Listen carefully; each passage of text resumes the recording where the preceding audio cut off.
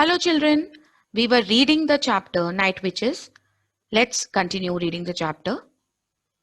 One of the most famous of the Night Witches, Nadezhda Popova, a commander of their squad who flew in total 852 of its missions, passed away in 2013.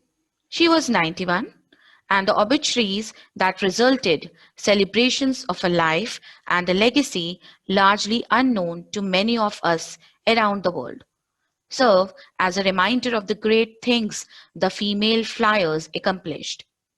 Things made even more remarkable considering the limited technology that was available to the women. The witches, they took the name given by the Germans as a badge of honor, flew only in the dark because of the weight of the bombs they carried and the low altitudes at which they flew. They carried no parachutes. They had no radar to navigate their paths through the night skies, only maps and compasses. If hit by bullets, their craft could burst into flames like the paper planes they resembled, which was not a small concern. Nadezhda Popova was a famous Russian commander, children, who flew 852 missions of her squadron. She passed away in 2013 when she was 91 years old. She was an example of women pilots who fought bravely despite limited technology. Obituaries. Obituaries means newspaper reports informing people about someone's death along with some information about the person. These information were a tribute not only to Popova but also to the great things Russian women pilots achieved when they did not enjoy the advantages the men had. Their missions were dangerous, firstly, because they could not carry parachutes as the bombs they carried were heavy and they flew at a very low height. Secondly, their flimsy planes. Flimsy means weak and thin. So their weak and thin planes could easily catch fire when shot at. Almost every time, Popova once recalled, we had to sail through a wall of enemy fire. Wall of enemy fire here means that they had to almost every day they had to face the challenges. Their missions were dangerous. They were also, as a secondary challenge, unpleasant.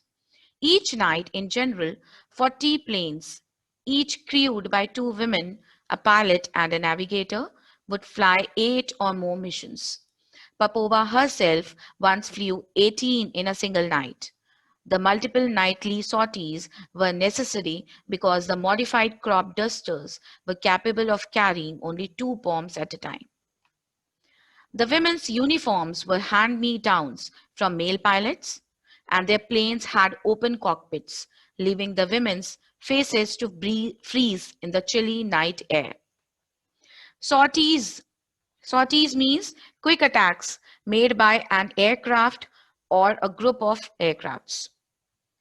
So their missions were dangerous and also unpleasant because most of the time they would fly 8 or more than 8 missions in a single night. Popova recalled that once she flew 18 missions in a single night because those crop duster planes were capable of carrying only 2 bombs at a time.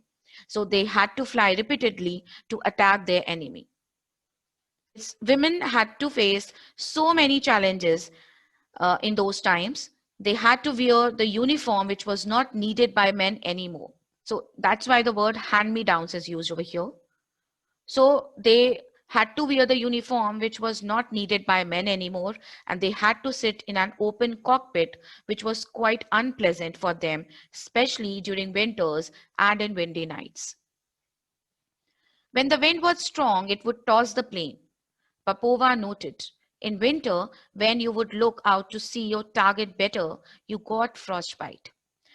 Our feet froze in our boots, but we carried on flying. Popova described her courage during missions by stating that at times the wind was so strong that it could toss the plane. Toss means to shake the plane.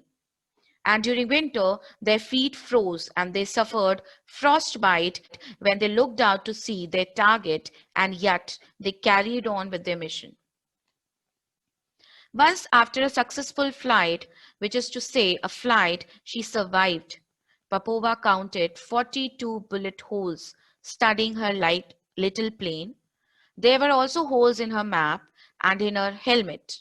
Katya, my dear, the pilot told her navigator, we will live long.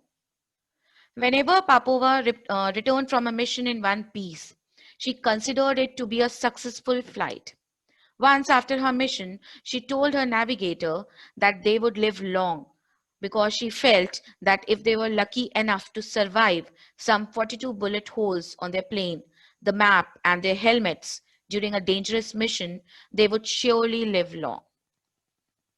Despite all this bravery, however, the female fighter pilots initially struggled to earn the respect of their brothers in arms. Brothers in arms means the soldiers, the male soldiers of the same country.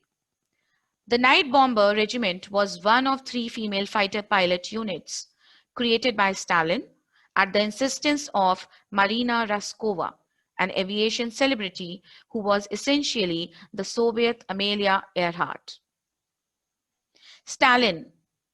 Stalin is used for Joseph Stalin here, who was a powerful leader of the Soviet Union.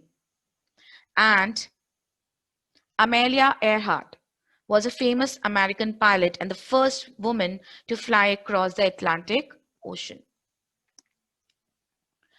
Raskova trained her recruits as pilots and navigators and also as members of maintenance and ground crews.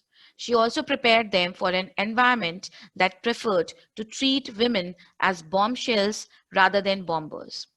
One general male initially complained about being sent a bunch of girlies instead of soldiers, but the women and their flimsy little crop dusters and their ill-fitting uniforms and their 23,000 tons of ammunition soon proved him wrong.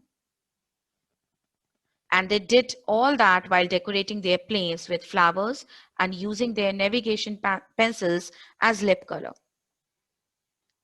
So, despite being so brave, these women fighters initially struggled a lot to get due respect from the male soldiers of their country.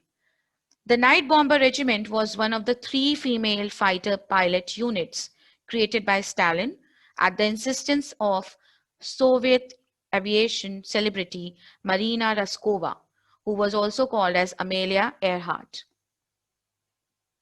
Marina trained her pilots not only as ground crew to look at the maintenance, but also as fighter pilots in active combat. She also prepared them to fight prejudices of men who saw them more as women or mere girls than as fighters or toughened soldiers, and to prove they were as good as any squadron of men. The last line has been added for humor, which means that the women asserted their femininity in a male-dominated world while proving themselves equal to men in the circumstances. That's all for today, children. Thank you.